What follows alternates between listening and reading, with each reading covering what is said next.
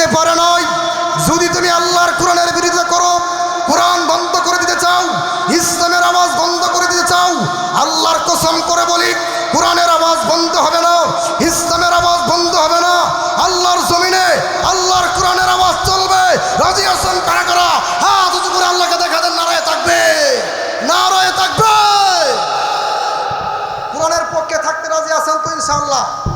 জীবন গেলে যাবে, মরণ হলে হবে, এরপর আল্লাহর কোরআনের আওয়াজ দিবই। কথা বলো ঠিক কিনা? বেঈমানের বাচ্চারা, মুনাফিকের বাচ্চারা কোরআন বন্ধ করে দিতে চাই, ইসলামের আওয়াজ বন্ধ করে দিতে চাই।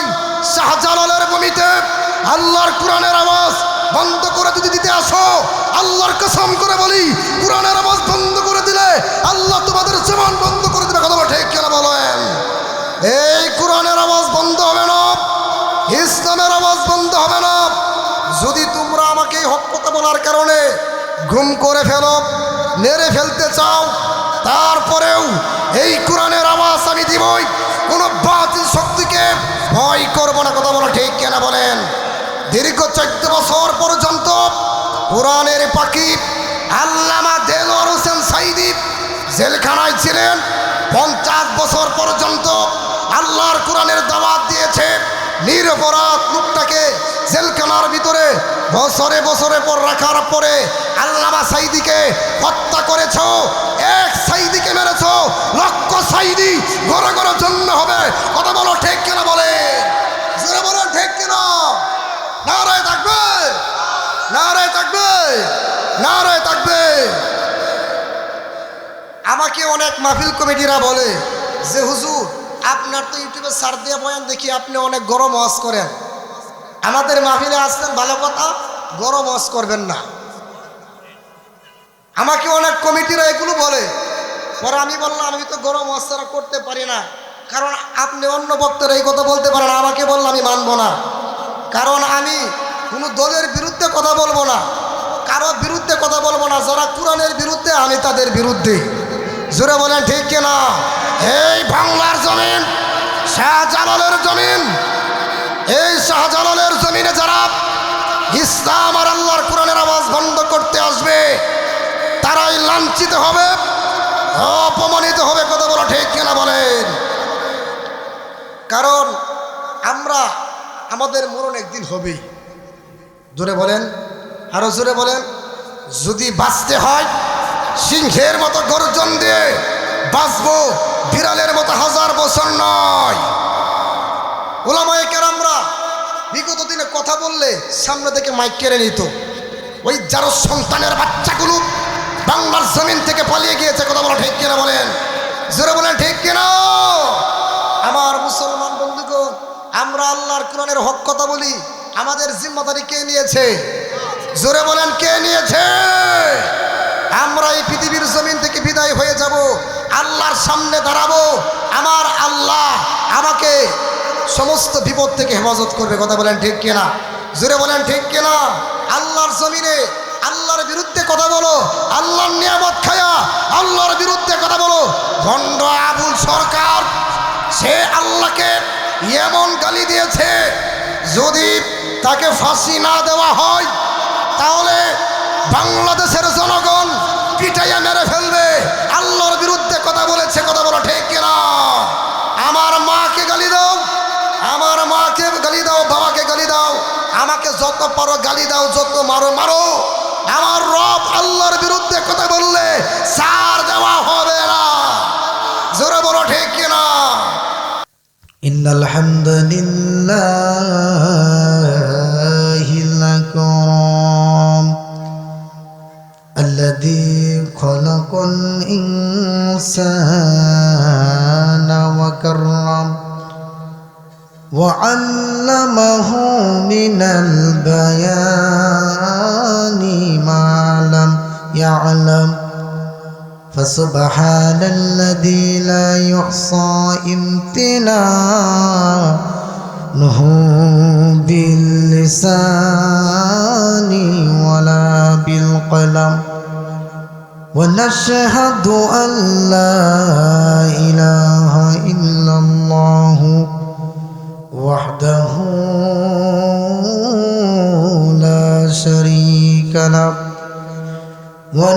أشهد أن سيدنا ومولانا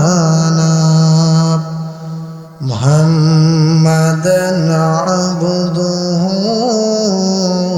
ورسوله الذي أرسله بالحق بشيرا ونذيرا وداعيا إلى الله بإذنه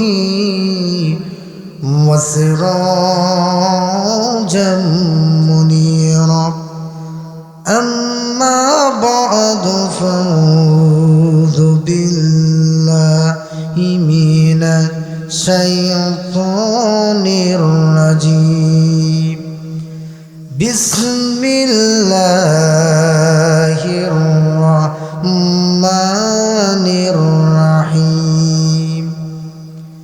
كيف تكفرون بالله وكنتم أمواتا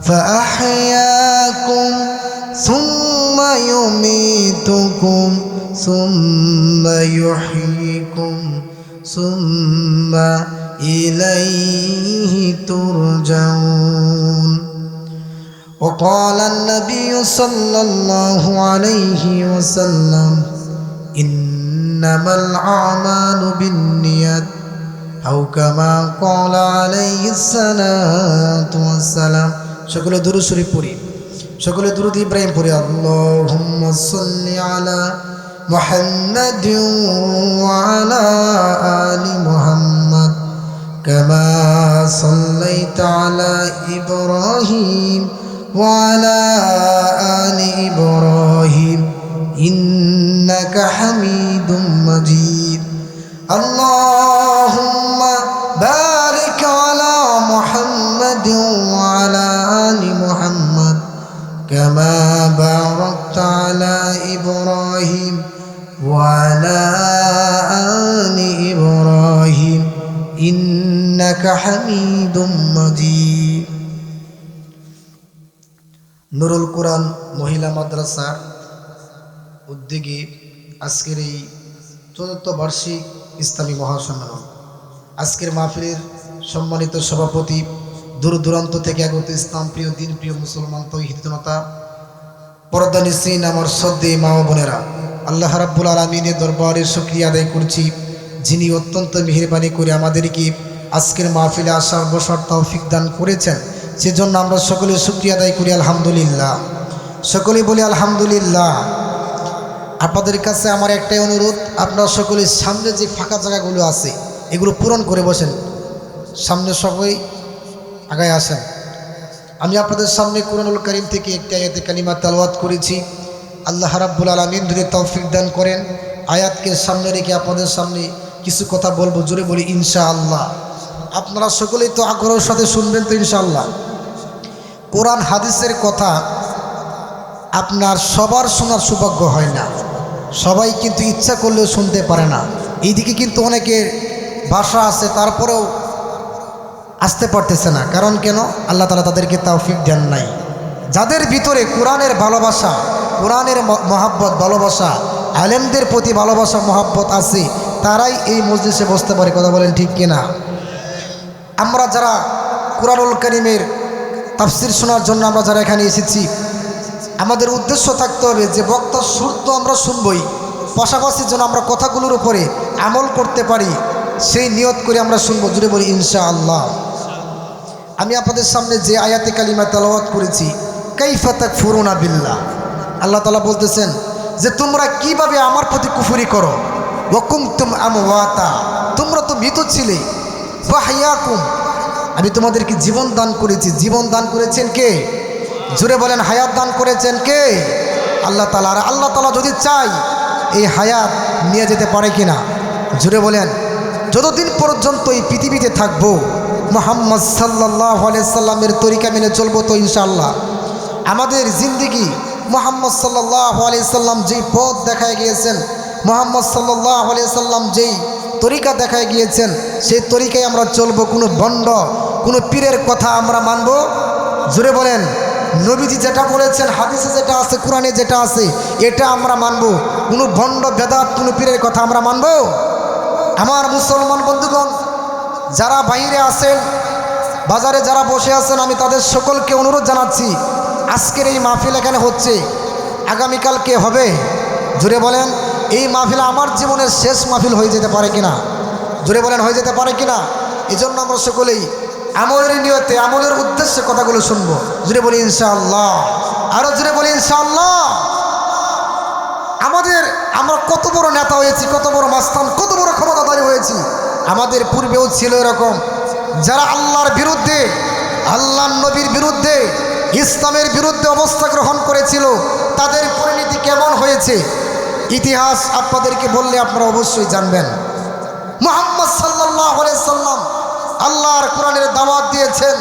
বেঈমান কাফেরেরা আল্লাহর নবীর বিরুদ্ধে লেগেছিল, কিন্তু আল্লাহর নবীর বিরুদ্ধে লেগে ইসলামের কোনো ক্ষতি করতে পেরেছে? জুড়ে বলেন। আমি আমার মুসলমান ভাইদেরকে বলতে চাই, মুহাম্মদ সাল্লাল্লাহু আলাইহি সাল্লামের বিরুদ্ধে যদি কেউ কথা বলে, সে যে কোনো লোক হোক না কেন, আল্লাহর নবীর বিরুদ্ধে অবস্থা গ্রহণ করলে, আল্লাহর নবীর বিরুদ্ধে কথা বললে, আপনি যদি প্রকৃত মুসলমান হয়ে থাকেন, ওই যে আল্লাহর নবীর বিরুদ্ধে কথা বলেছে, তার বিরুদ্ধে আপনার দাঁত ভাঙা জবাব দিতে হবে। কথা বলেন ঠিক কিনা?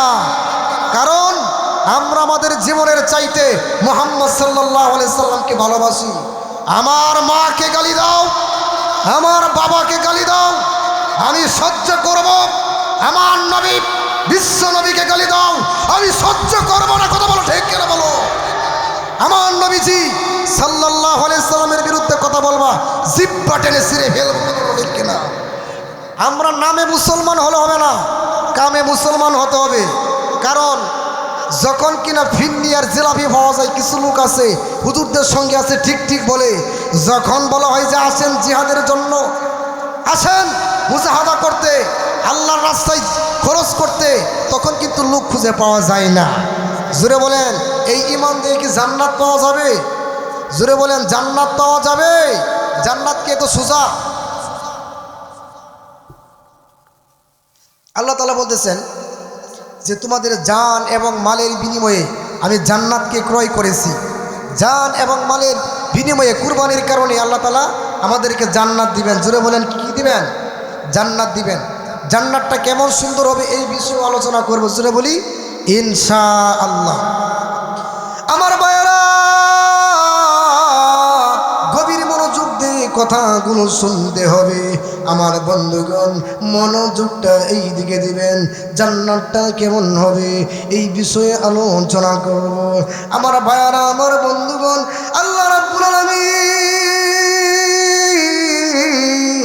জান্নাতের ভিতরে যখন জান্নাতীরা প্রবেশ করবে, এমনিতে আমার আল্লাহ বলবে, ও জান্নাতীরা, জান্নাতের ভিতরে কি তোমাদের আরো চাওয়া পাওয়া আছে নাকি?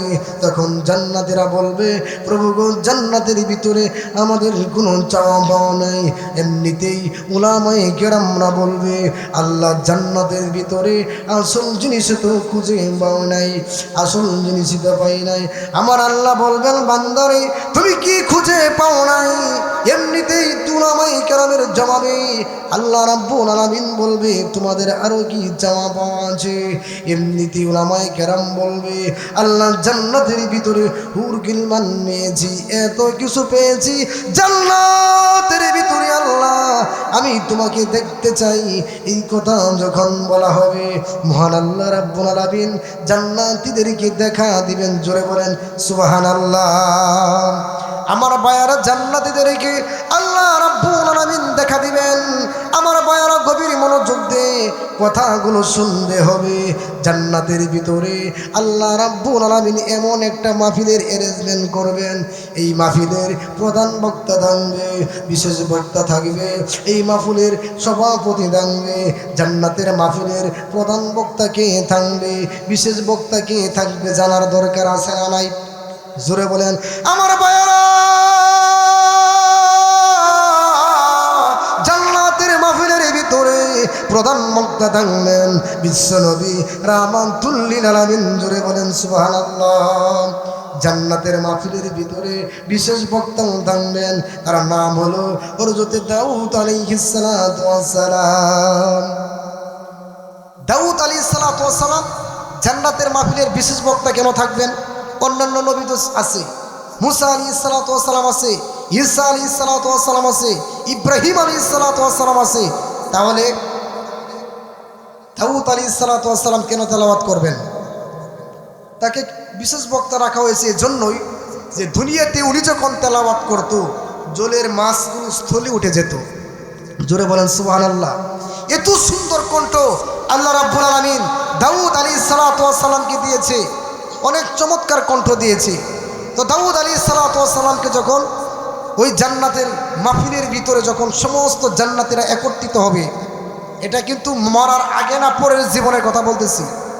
জোরে বলেন, আমার কিন্তু আয়াতের দিকে এখনো যাই নাই। তো জান্নাতের মাহফিলটা কিরকম বড় হবে আমার ভাইয়েরা, জান্নাতের মাহফিলটা কেমন বড় হবে আমি আপনাদের সামনে একটা এক্সাম্পল দিলে আপনারা বুঝতে পারবেন। জিবরাইল আলাইহিস সালামকে মহান আল্লাহ রাব্বুল আলামিন 600 নূরের পাখা দিয়েছে। আল্লাহ রাব্বুল আলামিন জিবরাইল আলাইহিস সালামকে 600 নূরের পাখা দিয়েছে। একটা পাখা যদি এরকম ভাবে ব্যাকা করে একটা পাখা যদি ছেড়ে দেয়, পৃথিবীর এক প্রান্ত থেকে আরেক প্রান্তে যেতে পারে, পৃথিবীর এক প্রান্ত থেকে আরেক প্রান্তে যেতে পারে। দাউদ আলাইহিস সালাতু ওয়াস সালাম বিশ্ব নবী রাহমাতাল লিল আলামিন যেই মাহফিলে তেলাওয়াত করবেন, ওই মাহফিলটা কেমন বড় হবে ওইটার ঘটনাই আমি আপনাদেরকে বলতেছি। মাঝির নামক ময়দানের ভিতরে আল্লাহ রাব্বুল আলামিন জান্নাতে এই মাহফিলটা যখন বসাবেন এত বিশাল মান হবে। 600 নূরের পাকা জিবরাইল আলাইহিস সালাতু ওয়াস সালাম ছেড়ে দিয়েছে, ওই মাঝির নামক ময়দানের উদ্দেশ্যে ছেড়ে দিয়েছে। 70 বছর ঘোরার পরেও 70 বছর যখন ঘুরেছে এরপরেও একটা কোনো খুঁজে পাই নাই। জোরে বলেন সুবহানাল্লাহ। এত বিশাল মান আমার ভাইয়ারা, দাউদ আলাইহিস সালাতু ওয়াস সালাম যখন কোরআন তেলাওয়াত করবে, দাউদ নবীর তেলাওয়াত শোনার পরে জান্নাতীরা বেহুশ হয়ে যাবে, বলবে প্রভু গো এত সুন্দর তেলাওয়াত জিন্দেগিতে কোনোদিন শুনি নাই।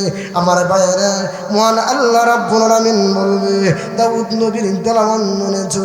প্রধান বক্তা বিশ্ব নবী রাহমাতাল লিল আলামিনের কণ্ঠে তো এখনো তেলাওয়াত করা হয় নাই। বিশ্ব নবী যখন তেলাওয়াত করবে, সূরা ইয়াসিন যখন তেলাওয়াত করবে, আমার নবী বিশ্ব নবী রাহমাতাল লিল আলামিনের তেলাওয়াত শোনার পরে জান্নাতীরা বছরের পর বছর অজ্ঞান হয়ে থাকবে। জোরে বলেন সুবহানাল্লাহ। আমার ভাইয়ারা, দাউদ আলাইহিস সালাতু ওয়াস সালামের তেলাওয়াত শোনা হয়েছে, বিশ্ব নবীর তেলাওয়াত শোনা হয়েছে। এমনিতে আমার আল্লাহ বলবে হে জান্নাতীরা শোনো, দাউদ নবীর তেলাওয়াত শুনেছো, বিশ্ব নবীর তেলাওয়াত শুনেছো, আমি আল্লাহ কোরআন নাজিল করেছি, আমার কণ্ঠে কি কোরআন তেলাওয়াত শুনতে চাও নাকি? জোরে বলেন আল্লাহু আকবার, আর জোরে আওয়াজ দিয়ে বলেন আল্লাহু আকবার। আমার ভাইয়ারা, আল্লাহ রাব্বুল আলামিন জান্নাতের মাহফিলের ভিতরে যখন তেলাওয়াত করবেন, আল্লাহ রাব্বুল আলামিন বলবে আনার রহমান। জোরে বলুন আল্লাহু আকবার। মহান আল্লাহ রাব্বুল আলামিন বলবে আনার রহমান, মানে আমি রহমান, আমি আল্লাহ দয়া করে তোমাদেরকে জান্নাত দিয়ে দিয়েছি। জোরে বলেন সুবহানাল্লাহ, আর জোরে বলেন সুবহানাল্লাহ। আল্লাহর নবী বিশ্ব নবী রাহমাতাল লিল আলামিন যেই তেলাওয়াত করবে, আল্লাহ যেই তেলাওয়াত করবে, দাউদ নবী যেই তেলাওয়াত করবে, আমরা কি সেই তেলাওয়াত শুনতে চাই নাকি? কারা কারা শুনতে চাই হাত উঁচু করে দেখায় দান। আল্লাহ, আমরা যারা এখানে কোরআন শুনতে বসেছি জান্নাতের মাহফিলের ভিতরেও আমাদেরকে এরকম ভাবে কোরআন শোনার তৌফিক দান করেছে বলে আমিন।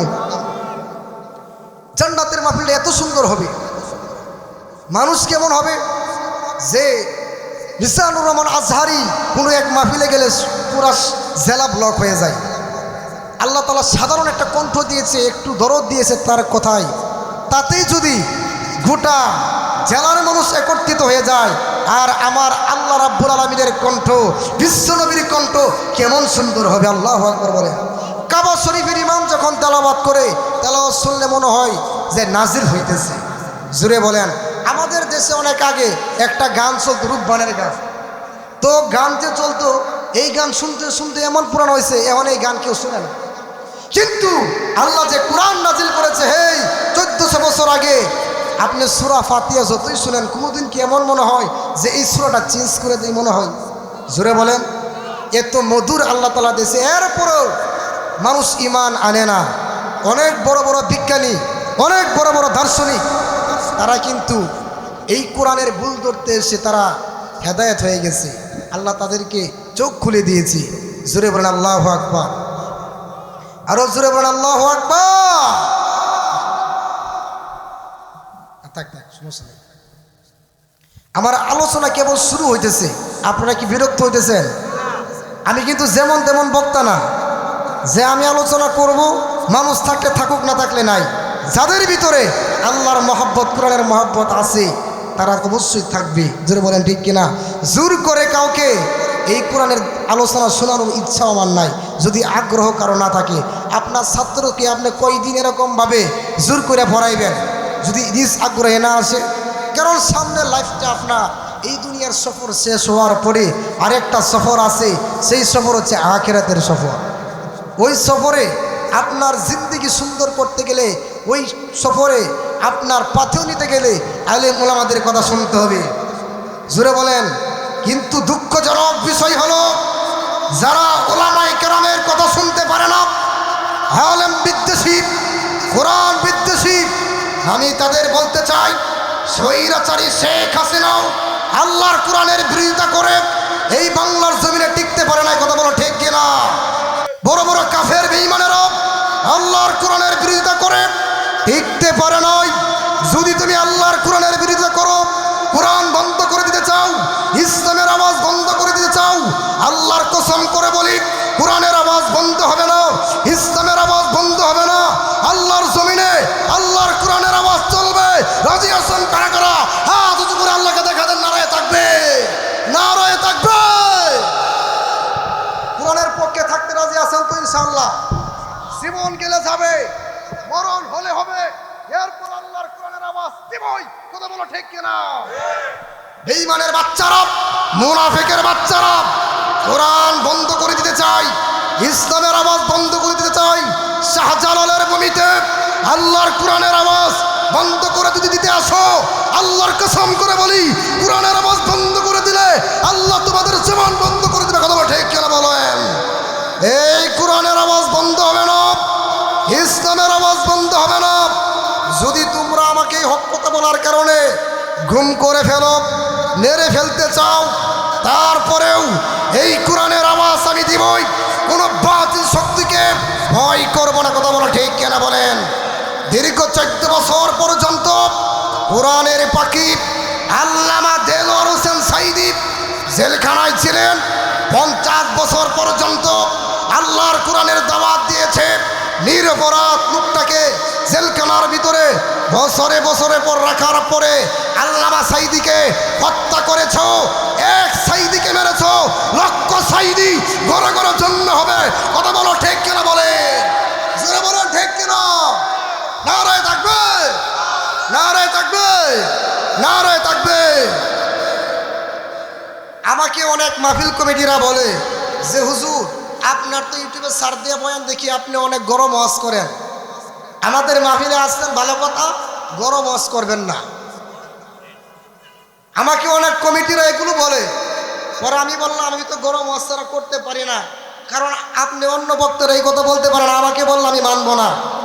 কারণ আমি কোনো দলের বিরুদ্ধে কথা বলবো না, কারো বিরুদ্ধে কথা বলবো না। যারা কোরআনের বিরুদ্ধে, আমি তাদের বিরুদ্ধে। জোরে বলেন ঠিক কিনা? এই বাংলার জমিন শাহজালালের জমিন, এই শাহজালালের জমিনে যারা ইসলাম আর আল্লাহর কোরআনের আওয়াজ বন্ধ করতে আসবে, তারাই লাঞ্ছিত হবে, অপমানিত হবে। কথা বলো ঠিক কিনা বলেন? কারণ আমরা, আমাদের মরণ একদিন হবেই। জোরে বলেন, আরো জোরে বলেন। যদি বাঁচতে হয় সিংহের মতো গর্জন দিয়ে বাঁচবো, বিড়ালের মতো 1000 বছর নয়। ওলামায়ে কেরামরা বিগত দিনে কথা বললে সামনে থেকে মাইক কেড়ে নিত। ওই যার সন্তানের বাচ্চাগুলো বাংলার জমিন থেকে পালিয়ে গিয়েছে, কথা বলা ঠিক কিনা বলেন? জোরে বলেন ঠিক কিনা?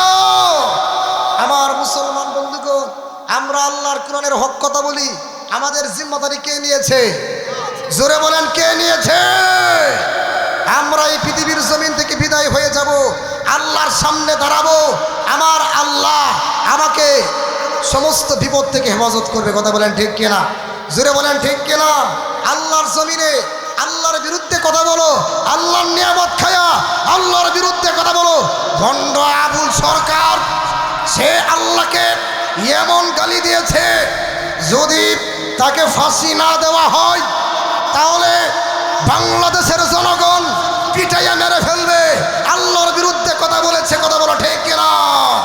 আমার মাকে গালি দাও, আমার মাকে গালি দাও, বাবাকে গালি দাও, আমাকে যত পারো গালি দাও, যত মারো মারো, আমার রব আল্লাহর বিরুদ্ধে কথা বললে ছাড় দেওয়া হবে না।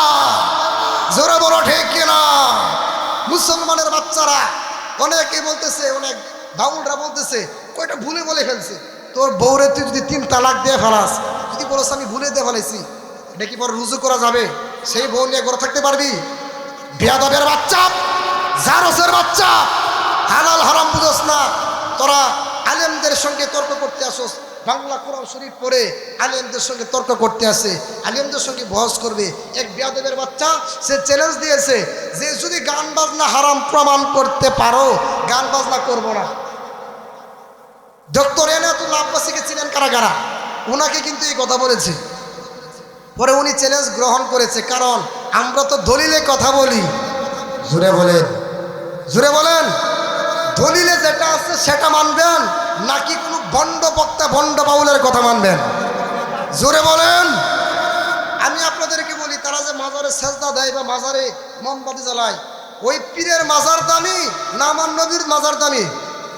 আপনারা কি দেখেছেন যে আমার নবীর মাজারে কেউ মোমবাতি জ্বালাইছে? দেখেছেন কেউ?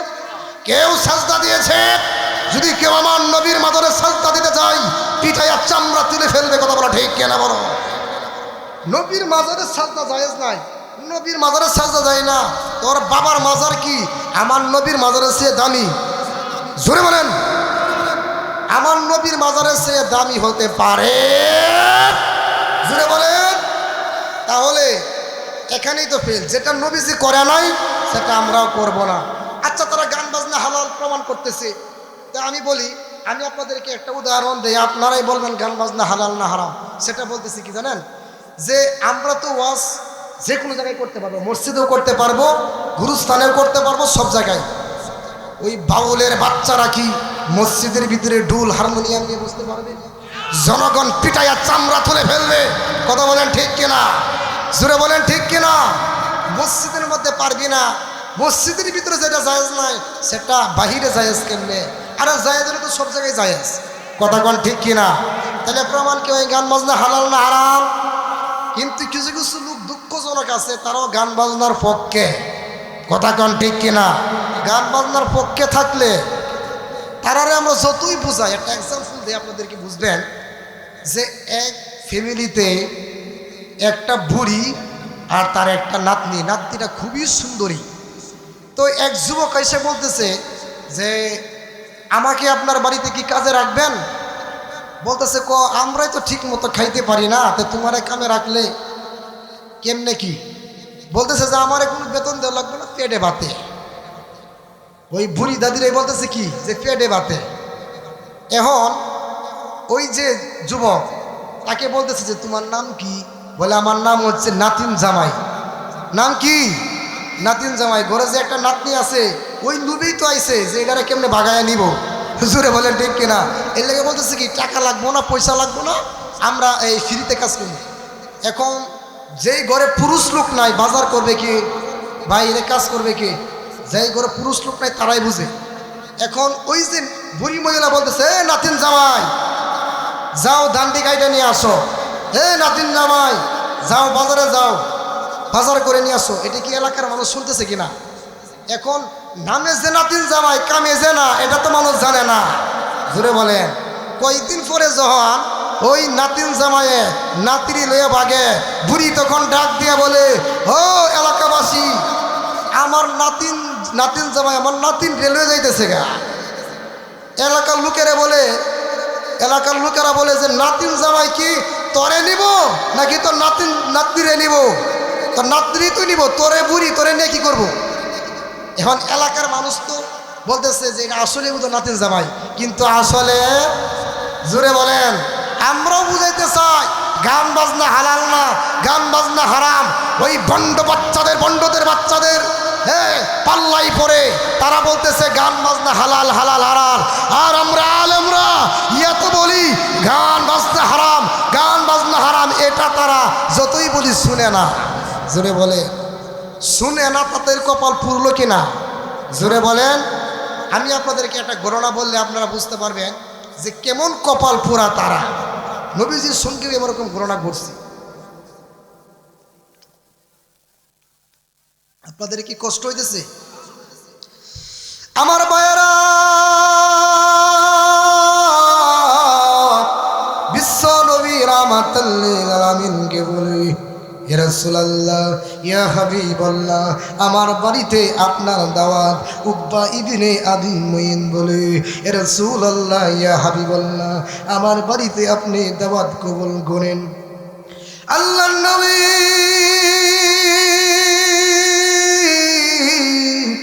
উকবা ইবনে আবি মুঈতের দাওয়াত যখন কবুল করেছে, দাওয়াত কবুল করার পরে আল্লাহর নবী বিশ্ব নবী রাহমাতুল লিল আলামিন উকবার বাড়িতে চলে গিয়েছে।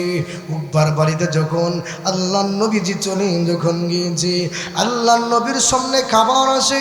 আল্লাহর নবী বিশ্ব নবী রাহমাতুল লিল আলামিনের সামনে খাবার আসার পরে আল্লাহর নবীজি খাবার স্পর্শ করে না, এমনিতেই ডাক দিয়া বলে, ও মুহাম্মদ, আপনি কেন খাবার খান না? এমনিতে আল্লাহর নবী বলেন, তুমি যেই পর্যন্ত কালেমা গ্রহণ না করবা, ইসলাম ধর্ম গ্রহণ না করবা, সেই পর্যন্ত আমি তোমার খাবারকে স্পর্শ করব না। এই কথা যখন বলে ফেলেছে, আমার ভাইয়েরা, আমার বন্ধুগণ, এই কথা বলার পরে মক্কার সমস্ত সম্ভ্রান্ত পরিবারের যারা ছিল সকলেই বলতেছে, সকলেই উকবা ইবনে আবি মুঈদের দিকে তাকায়া হয়েছে। এমনিতে উকবা ইবনে আবি মুঈদ বলে, আব্দুল্লাহর ছেলে মুহাম্মদ যদি আজকে খাবার না খেয়ে এখান থেকে চলে যাই, তাহলে সারা মক্কার ভিতরে আমি উকবার মান সম্মান চলে যাবে। এই জন্য উকবা ইবনে আবি মুঈদ বলে, ও মুহাম্মদ, আমাকে কালিমা পড়ায়া দেন। আশহাদু আল্লা ইলাহা ইল্লাল্লাহু ওয়া আশহাদু আন্না মুহাম্মাদান আবদুহু ওয়া রাসূলুহু। এই যে কালিমা যখন পড়েছে, আমার ভাইয়েরা, এই কালিমা পড়ার পরে সারা মক্কার ভিতরে খবর চলে গেল, সারা মক্কার ভিতরে খবর মদের কালিমা উকবা ইবনে আবি মুঈদ গ্রহণ করেছে। এই কথা যখন সারা মক্কার ভিতরে চলে গেল, উকবার বন্ধুরা বলে, ওরে উকবা, তুমি আমাদের সঙ্গে ছিলে, তুমি আমাদের পক্ষে ছিলে, তুমি আমাদের পক্ষ হইয়া মুহাম্মদের পক্ষে কেমনে চলে গেলা? এই কথা যখন বলা হলো, এমনিতে উকবা ইবনে আবি মুঈদ বলে এই কথা বলে, আমি নিজেই স্বইচ্ছায় আমি ইসলাম ধর্ম গ্রহণ করি নাই, আমাকে জোর করে চাপাইয়া দেওয়া হয়েছে, এই জন্য আমি ইসলাম ধর্ম গ্রহণ করেছি, এমনিতে কাফের বেঈমানেরা বলে, ওরে উকবা, তুমি যদি ইসলাম ধর্ম যদি ছেড়ে না দাও, তাহলে আমাদের সঙ্গে যে তোমাদের ব্যবসায়ী চুক্তি, ওই চুক্তি থেকে তোমাকে বের করে দেব, তোমার সঙ্গে সকল লেনদেন বন্ধ করে দেব। আমরা যখন নর্তকী নাচাই তখন তুমি আমাদের সঙ্গে থাকো, আমরা যখন মদ খাই তখন তুমি আমাদের সঙ্গে থাকো, আমরা যখন কোনো খারাপ কাজ করি ওই খারাপ কাজের টাকার ভাগও তোমাকে দেই। তুমি কেমনে পারো না মুহাম্মদের ধর্ম কবুল তুমি করে ফেলেছো। আমার ভাইয়েরা, উকবা ইবনে আবি মুইত বলে আমি ধর্ম ছেড়ে দেব, তোমরা বিশ্বাস করো। এমনিতেই কাফের বেঈমানেরা বলে, উমাইয়া ইবনে খালদ বলে যে মুহাম্মদের ধর্ম যারা গ্রহণ করে মেরে ফেললেও তারা ধর্ম ছেড়ে দেয় না। বেলালকে আমি এত নির্যাতন করেছি, বেলাল এই ধর্ম ছেড়ে দেই নাই, বেলালকে এত পরিমাণে নির্যাতন করেছি, এরপরও বেলাল ইসলাম ধর্ম ছেড়ে দেয় নাই। তুমি যে ইসলাম ধর্ম ছেড়ে দিবা এটার গ্যারেন্টি কি? এই কথা যখন বলা হলো, এই কথা বলার পরে এমনিতেই উকবা ইবনে আবি মুইতকে বলে, যদি তুমি মুহাম্মদের চেহারার ভিতরে থুতু মারতে পারো তাহলে আমরা বিশ্বাস করব তুমি ইসলাম ধর্ম ছেড়ে দিয়েছো। জোরে বলেন নাউজুবিল্লাহ। আমার বায়ানা পুরা কপাইল্লা উকবা ইসলাম ধর্ম ছেড়ে দিয়েছে, ইসলাম ধর্ম ছেড়ে দিয়েছে বলে আমি মুহাম্মদের ধর্ম ছেড়ে দিলাম, মুহাম্মদের ধর্ম এখন থেকে ছেড়ে দিলাম। চলো আমি মুহাম্মদের চেহারার মধ্যে থুতু মরবো। জোরে বলেন নাউজুবিল্লাহ। আল্লাহর নবীজি বিশ্ব নবী রাহমাতুল লিল আলামিন। আমার বায়ারা, নবীজি মরুভূমির ভিতরে গাছের নিচে বৈশা রেশ নিতেছে, এমনিতেই দেখে মরুভূমি দিয়া দূর থেকে উকবা আসতেছে। আমার ভাইরা, এমনিতে আল্লাহর নবী বিশ্ব নবী রাহমাতুল লিল আলামিন উকবাকে ইস্তেকবাল করার জন্য, স্বাগত জানানোর জন্য নবীজি আগায়া গেলেন। এমনিতে উকবা মাথার ভিতরে চিন্তা, মুহাম্মদের চেহারার মধ্যে যদি থুতু মারি, মুহাম্মদের চেহারার ভিতরে যদি থুতু নিক্ষেপ করে, এই সাহস আমার নাই, এই সাহস আমি করতে পারবো না। কারণ এক পা সামনে দেয় আর এক পা পিছনে দেয়, সাথে সাথে কাফের বেঈমানের দলেরা, সাথে সাথে কাফের বেঈমানের দলেরা আছে। আমার ভাইয়ারা, আমার বন্ধুগণ, আল্লাহর নবী বিশ্ব নবী রাহমাতুল লিল আলামিনের সামনে যখন উকবা ইবনে আবি মুইত গিয়েছে, আল্লাহর নবীজির সামনে যাওয়ার পরে বলে, ও মুহাম্মদ, আপনার ধর্ম আমি ছেড়ে দিয়েছি, আপনার কালেমা আপনাকে ফিরন দিতে এসেছি। আমার বায়ানা গভীর মনোযোগ দিয়ে শুনবেন। আল্লাহর নবী রাহমাতুল লিল আলামিনের চেহারা মলিন হয়ে গেল, আল্লাহর নবীজির চেহারা এরকম ভাবে মলিন হয়ে গেল।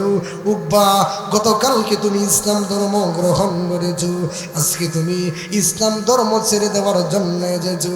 এই কথা যখন বলে ফেলেছে, আল্লাহর নবী বিশ্ব নবী রাহমাতুল লিল আলামিনের চেহারা মোবারকের ভিতরে ওই পুরা কপাইল্লা উকবা থুতু মেরে দিয়েছে। জোরে বলেন নাউজুবিল্লাহ।